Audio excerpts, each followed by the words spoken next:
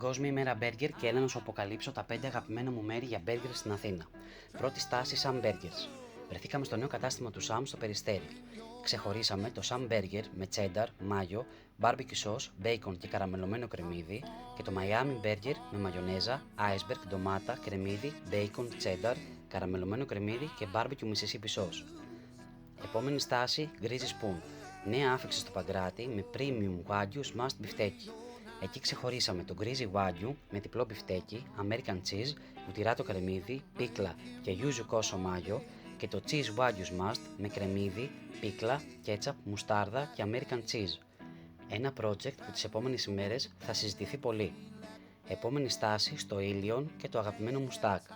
Εκεί ξεχωρίσαμε το bacon burger με διπλό μπιφτέκι, διπλό bacon, μαρμελάδα bacon, cheddar, ketchup, μουστάρδα και μαγιονέζα, αλλά και τη νέα άφιξη, το super stack burger με διπλό μπιφτέκι, American cheese, διπλό bacon, χειροποίητη σως και καραμελωμένα κρεμμύδια.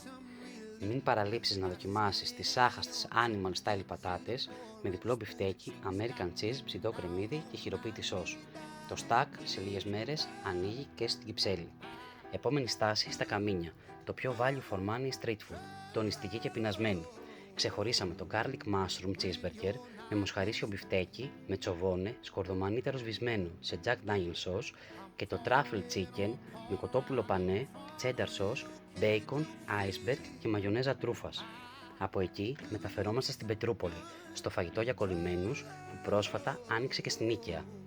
Εκεί ξεχωρίσαμε το cheese για κολλημένους με διπλό μπιφτέκι, cheddar, bacon, πίκλα, κρεμμύδι και σως πίκλας, αλλά και το classic smash με cheddar, ketchup, μουστάρδα και πίκλα αγκούρι.